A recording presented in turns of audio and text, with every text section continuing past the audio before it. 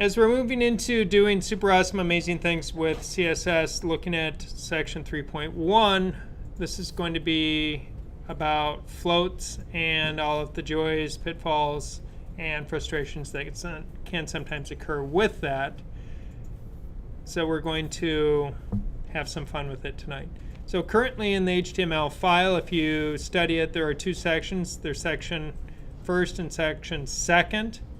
And if I take a look at what's happening right now, we'll see that only section 1 is displaying, where there is an H1, there's the H2, there's a paragraph with a couple pictures in it, and another paragraph. Now looking at these, we'll see the second one is disappearing, and then that might be perplexing, but I will explain that and what is happening with that in a little bit. One other point to notice in this document, besides that IDs have been attached to each section, is that the images are using placeholder images.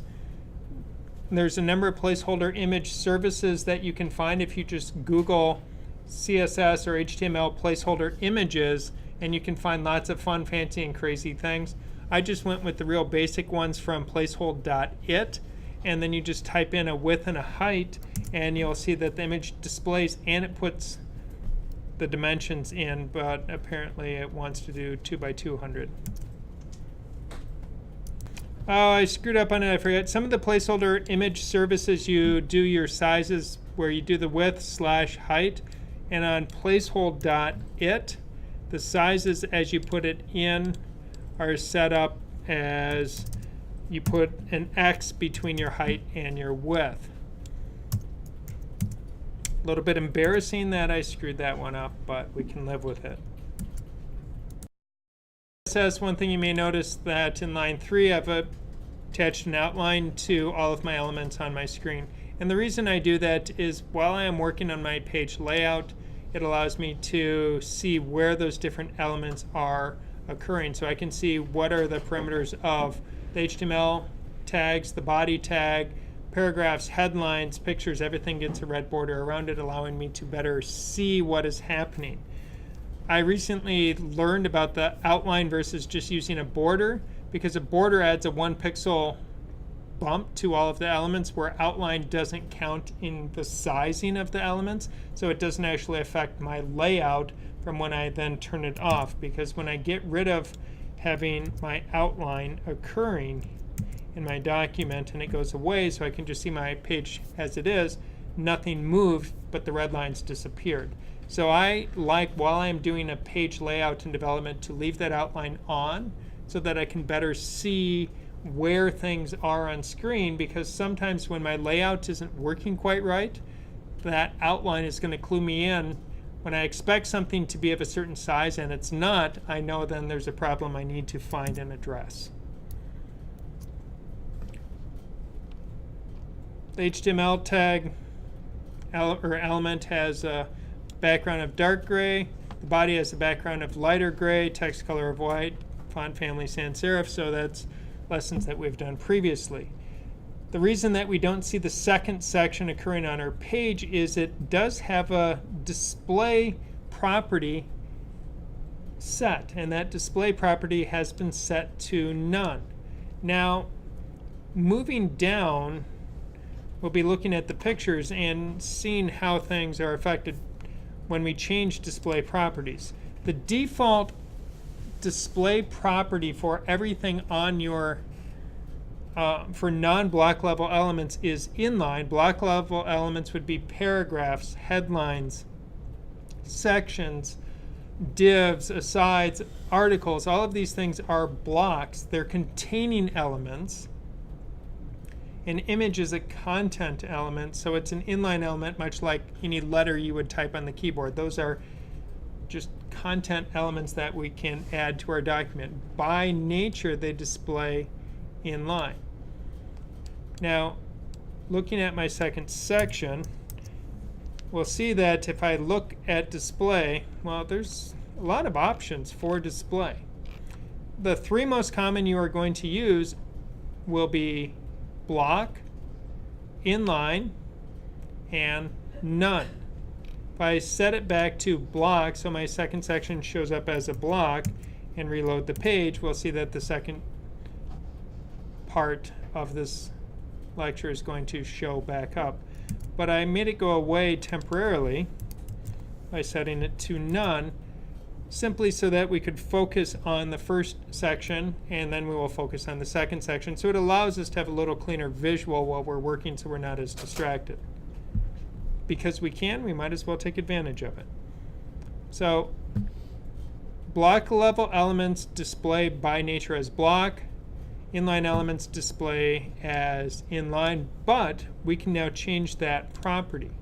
So if the pictures that I have, if I get rid of that, so I don't say display inline, the pictures are still showing up the same. Nothing changed because their default behavior is to display inline.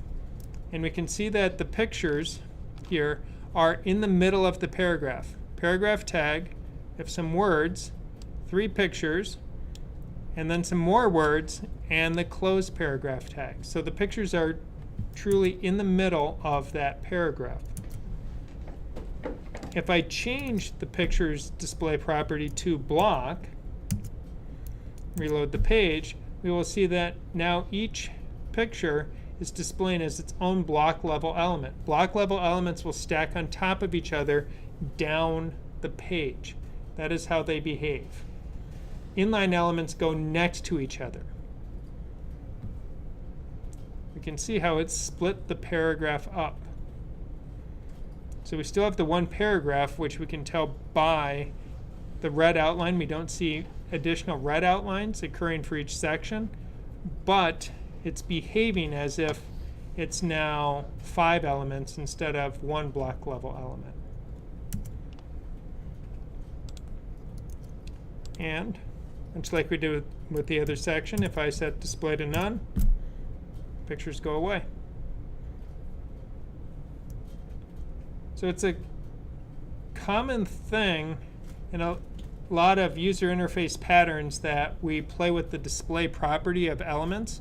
We sometimes are using JavaScript to do it, other times just with straight CSS, but then we change that display property so that if I hover over something or click on something, we set the display property to block or to none. So we make it show up or we make it go away.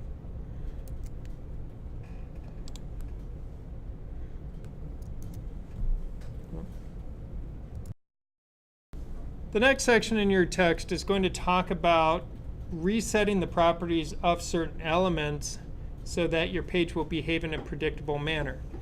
If we are talking about a modern or updated version of any of the web browsers, this is a moot point because they understand these elements. But article, aside, fig caption, figure, footer, header, main, nav, section, these are all HTML5 elements or newer elements that have more recently, it's not so recent anymore, but it's still, in the world of web, relatively recent elements that were added to the HTML specification. As such, older browsers do not necessarily understand how to treat them, so they don't realize that these elements should indeed display as a block. So if I add that back into my document and save my page and reload it, well, now the pictures came back, but nothing else changed. So whether this line is here or not, because I am in an updated version of Chrome, we don't see any change. But if I went and grabbed Internet Explorer 8 or a really outdated version of Chrome or Safari or Firefox from before HTML5 elements were widely adopted by the browsers, they may not display property because those browsers don't even know what those tags are. And that's why when we write out this reset CSS document, we're trying to safeguard our page to deal with the potential problem of an outdated browser. For typography, it's not outdated browsers as much as wanting to take control of the elements on our page.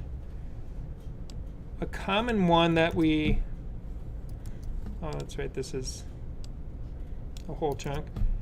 that we will commonly use will be margin and padding. Margin and padding is the spacing around elements. All elements inherently have a little bit of padding to them so that they don't smash into their neighbor.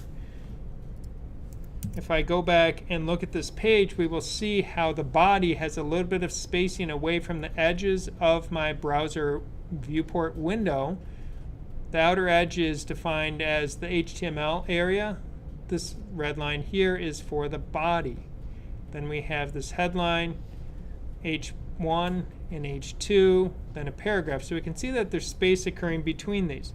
Now if I refresh the page, having set those properties to 0, we will see how everything is now tight. You will also notice in the process of doing this that the font size is set to 100%, so that sets it to the size as specified in the user's browser preferences. Looking closely, you will notice that the headlines are now the same size as the paragraphs, when normally headlines are bigger than paragraphs. H3 is the same size as a paragraph, H2 is going to be bigger, H1 is going to be bigger still. Now everything is the same. The vertical aligned baseline just helps to ensure that things are lining up consistently along their baselines. That's not as troubling of an issue. The font sizing and the margins is the biggest. If I set my background to transparent and save the document and now go back and load it, we'll see that it kills my background colors. Background to transparent, while useful, we have to be cautious about when we do that, because when we do our reset, we're going to want to make sure that we do all of our resetting before we then start setting values. But if you remember in this document, the HTML and body had their background colors set at the beginning. As a consequence, then those colors are nuked later on when I set my background color to transparent. So if I define that color later, then we can see that then it does show up. So that would be something that's important to keep in mind, is the order of when something is listed inside your style sheet has an impact on the final output. And when we move into looking at the book tutorial, it's going to be important to remember that, because we will want to load our 3 separate style sheets in a specific order. If we don't do that, our page will display incorrectly. So we have to remember that little tidbit as well. Now, continuing on, it's not a bad idea most of the time when we're setting or resetting things that we set list style and list style type to none. That gets rid of any bullets, any markers, numbers, or other things that would show up on our list. So our lists are just lists as they show up on screen. And then if we want them in a specific time to come back, then we add it as an individual style rule. But we do this as a way to start with a more neutral canvas. These days, most of the time, we set our links up where we have changing background colors. The link color is a different color text, and we don't have it underlined in our documents on our pages anymore, but we may add that as a hover or rollover effect. So again, we set our text decoration to none so that our anchor tags don't by default put an underline in.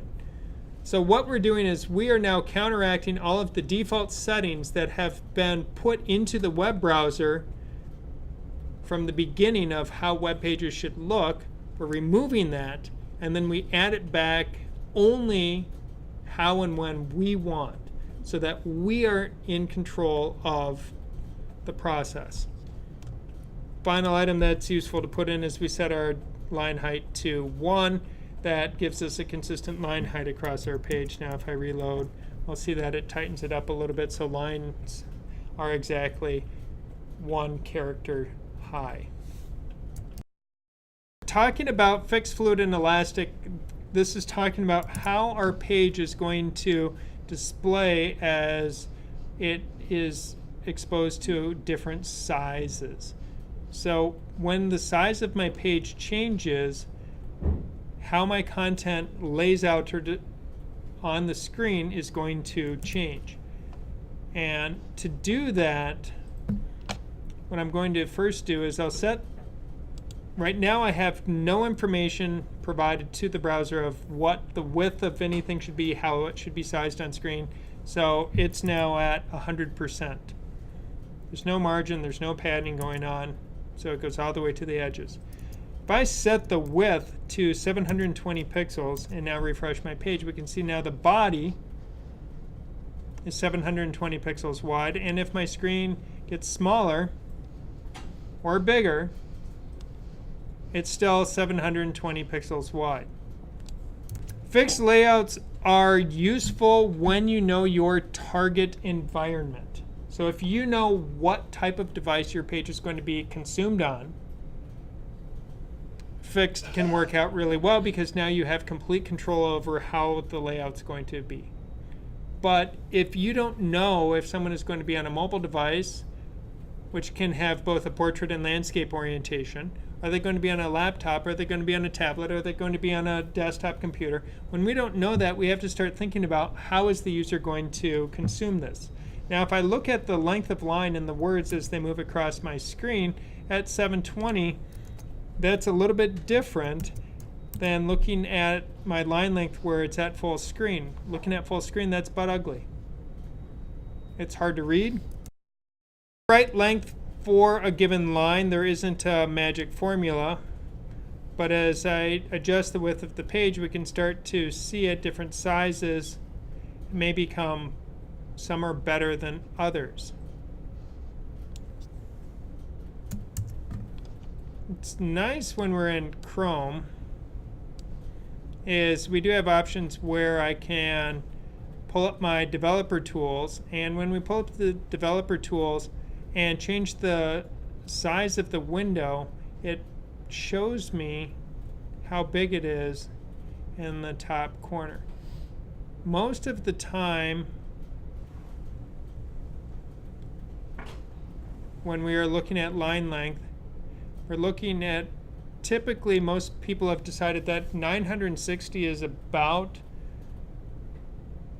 the optimal comfortable size for reading text. If you go beyond that, the line length is too long because you want to be able to read it that you don't have to keep moving your eyes in chunks across the screen reading phrasing, but just a little bit of travel, reset, a little bit of travel, reset. And 960 is considered about the right size. So I can see up here that number, the left one is the width, right around 960. When I get up to 1400, that's really long. If I go smaller, that works, but then it's going to be harder to fit all of my content on screen if I go to too narrow of a width. Now, early mobile devices were 320 pixels wide. When we're setting the size, what's useful is to figure out what size we want it to be. Another option that we can choose, instead of a fixed size, we may choose a fluid size.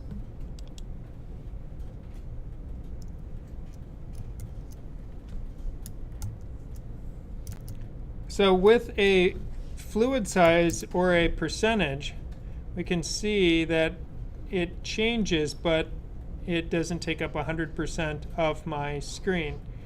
So I set it at 80%. I could just as easily set it at 50%. And we can see as the screen changes size, so does my page. That works well until we start getting really small. Generally, you never have to worry about less than 320 pixels width on any standard web screens. That's mobile, tablet, laptop, desktop, because that's the smallest screen on any smartphone would be 320. So we can see this is now a fluid, where previously we had fixed. sizing. A nice option that we have available is we also can set minimums and maximums. So I could set a fixed desired size, but I can set a minimum size that I don't want it to get smaller and a maximum size that I don't want it to get bigger than. And when I do that,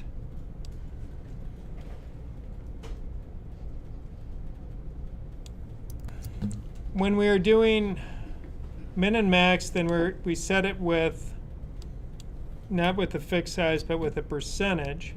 So commonly I would choose something like 80 or even 90%. So I want it to be 90% of the screen, but minimum 500, maximum 800. So now if I load my page, we'll see it only gets so big and stops, then shrinks down, but I get to have a nice margin. And then when I hit that minimum size at 500, it stops getting smaller. So this kind of gives us the best of both worlds, that we have a minimum size, a desired range, and then a maximum size so we don't get something going all the way across the screen. But anytime we have our content smaller than the width of the screen, most of us will want to center it, because centering makes people happy. It feels intrinsically balanced when we have equal margins left and right. And we're able to accomplish that by setting the setting the left and right margins to auto. So if we have set the width of an element and then we set its margins left and right to auto, it will automatically center that block level element. So now my page is beautifully centered on screen. We get margins on the left and right, so that makes people feel good, because when it's centered, it's right. The universe is balanced, it's harmonious. And then it stops squishing at a certain point. And then it stretches out, and it doesn't get any bigger. It allows the margins to get bigger. So when you have really big screens, and you don't want your content or line length to get too long, that really is the best option to explore, and then we can have the page beautifully centered. If you've been trying to understand the CSS that's been provided in some of the book files in the early chapters, if you looked at it, you will see that they were using the margin auto technique to center the page on the screen. If we're talking widths, many times people also want to talk about the height of an object. And it is possible to set the height property of an object, but we run into problems when we do that potentially the height that we choose may not be big enough to contain that element, and then it's going to bust out of the boundaries. But we can take a look and see what happens if I set the height to 400 pixels of my first section in my page. If I reset this, we can see now it pushed the second one down because it now made that bigger. To further emphasize, I will just change it to a 5, save that, wrong button. And we can see how it's now pushing that second section further down the page. So it's making the first one bigger. To make the first section stand out even more, I'll just set the background color here. So we can see the first has this lighter gray background color. The second is now the darker gray background color further down on my screen.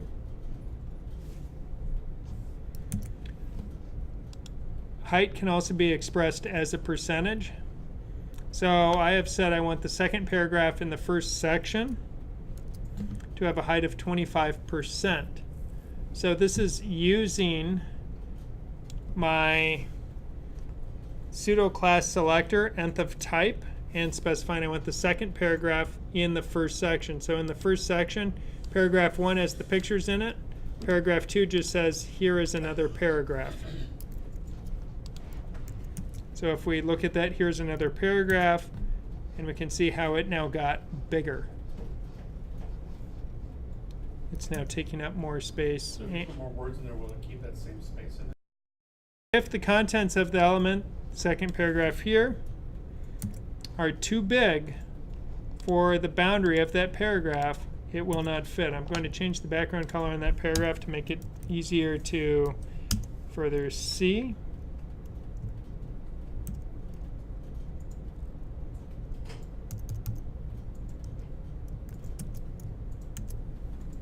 And we can see how it's busting out of the boundaries. The paragraph, we set its height to 25% of its parent container. That's the key thing when using percentages. A percentage measurement, height or width, is referring to the width percent of its parent. So whatever that container element is. And is it going to be the body? If the body has a size attached to it, then elements are going to be 25% of that. In this case, this paragraph is part of my section. The section has a size, and that paragraph is set to 25% of that element.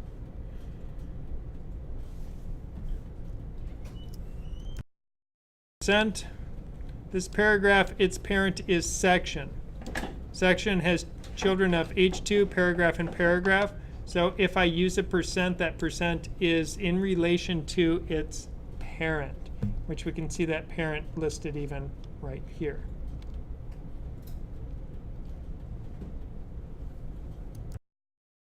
First thing I'm going to do is to hide my first section.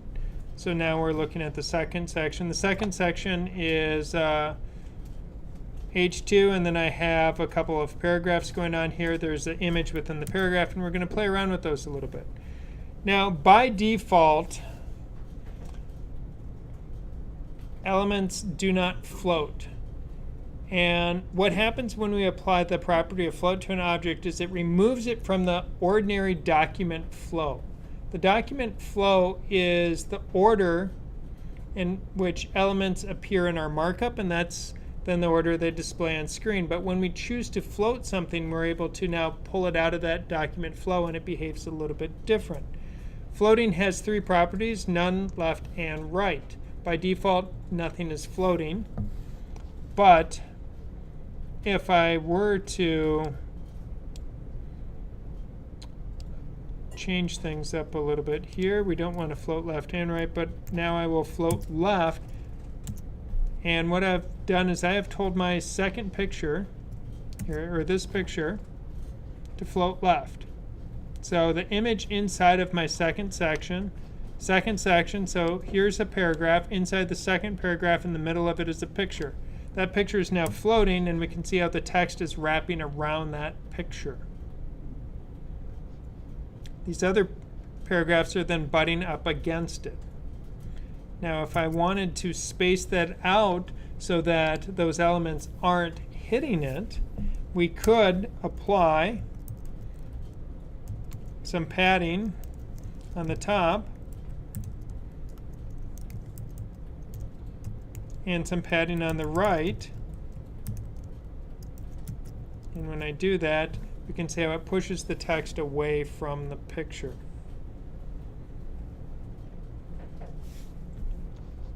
But the text is still next to the picture. Each paragraph, as it's outlined in a red box, we can see how it's appearing next to the picture. We can see the pictures even kind of sitting on the paragraphs because their boxes extend still all the way across.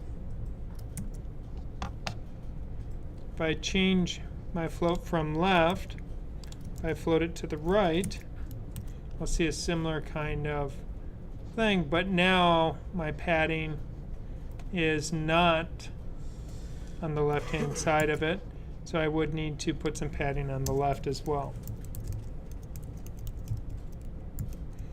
If I'm specifying all of my paddings out like this, it would be much easier just to say padding and then remember trouble. Top, right, bottom, left. Now in this case I set them all at the same. If I'm doing that, I could just say padding 1em, and that would put 1em of space all the way around on all 4 units of measure. But if I do it this way and decide that, well, I want my left, top, right, bottom, left, to be 2m's, then I can set it that way.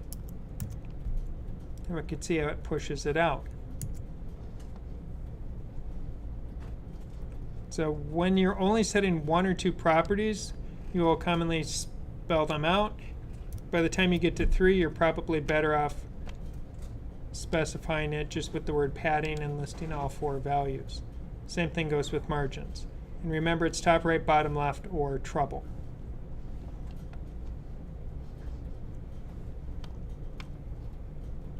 Using our pseudo class of nth of type, I'm going to choose the 4th paragraph. And I'm going to have it behave a little bit differently. So when we look here, and we can see paragraph 1, 2, 3, this is the 4th paragraph occurring right here. It's up against the picture. But it's also possible, if I say clear, what's going to happen is that paragraph is going to clear the floats that have happened and then start anew. So it's no longer going to be pushed around by the floating element, which is a really useful way to then continue my page down after we have floated something on the screen. Style rule here that I'm affecting the 3rd paragraph, and I said I wanted to have a width of 200 pixels. Now if this one, if I also said float right on this, now if we look at it, we can see how I can now move that paragraph over. That paragraph is floated over and is now butting up against the picture because it is now floating right, as the picture is also floating right. So we can see how using floats, any element that we can name, we can move around on screen using float. It sometimes takes a little bit of mental gymnastics to figure out how do we line these different elements up, and we will see that when we go through the book tutorial a little bit later, how we can use it to get a series of images to line up on screen by utilizing float, and it's pretty slick. And it makes it look like we have this really complex multi-column layout, and all we've done is float a few elements on the screen. And that works really nicely.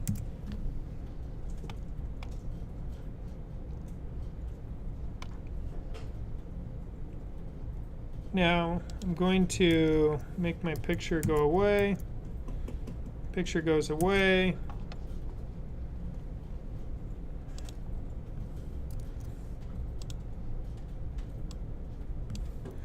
It's also possible that I can now, wrong key again, whoops. I can start moving things and floating them.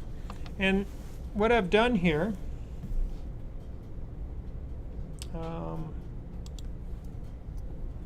just going to undo this one because we're floating now something else. I've put my elements on screen. Well, notice that their background color disappeared. So before, so my section has a background color to it. I'm going to set that background color, again, just so that it's easier for us to see what is happening.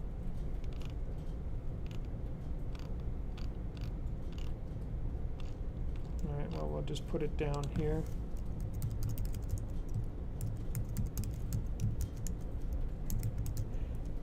So if we just set a background color, look at it, so we can see that bright gray is the color for this section. But if I tell, well, it doesn't matter, that picture's gone right now anyway.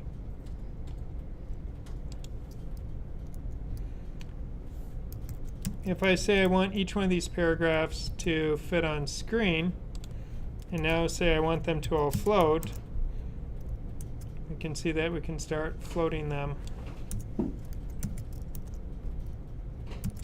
Oh, and I forgot there's a clear going on. I'm like, why can't my final one show up? Because I should be able to go at 25. There's 4 paragraphs. There we go. 4 paragraphs floating across the screen. So So I've now created a 4-column layout.